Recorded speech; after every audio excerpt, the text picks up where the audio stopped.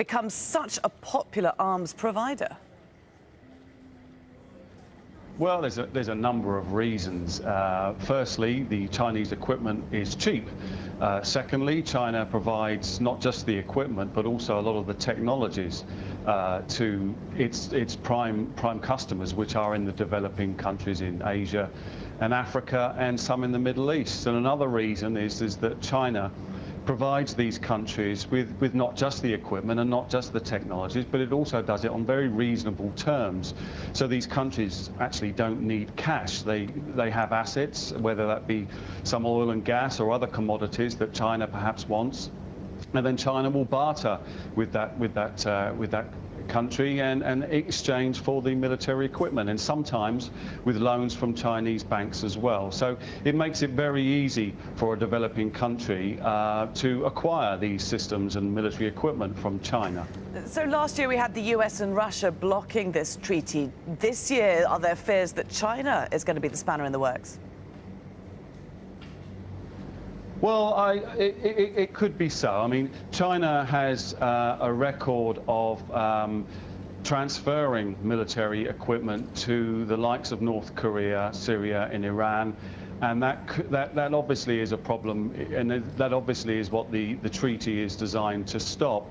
China says that it doesn't, but for example, only last month, the US, the United States, put sanctions on a number of state-owned Chinese defense industry companies there that the US said was selling to the likes of North Korea, and so China may put a spanner in the works, so to speak. But I think China will say that it will go along with these the treaty, the proposed treaty, but whether it's implemented according to the rules is yet another different matter. Yeah, that brings me on to my next question, it being an incredibly difficult business to regulate, because of course so much of it also operates in the shadows. But you've got sort of tiny arms markets in the middle of rural China. You've got individual arms dealers such as the notorious Victor Boot, who of course was found there in Bangkok. Will this treaty be able to actually do the job of regulating the trade?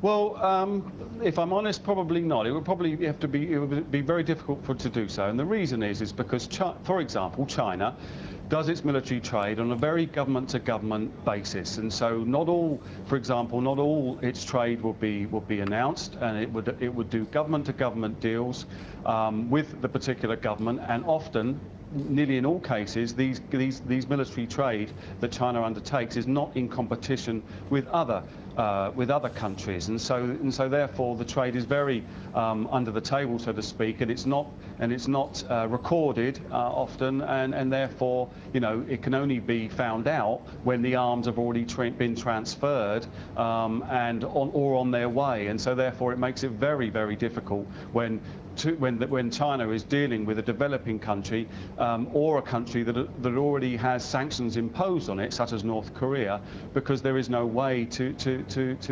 introduce laws that will be able to trace the content and the goods that are transferred. John Gravatt, great to speak to you. Thanks for joining us from Bangkok.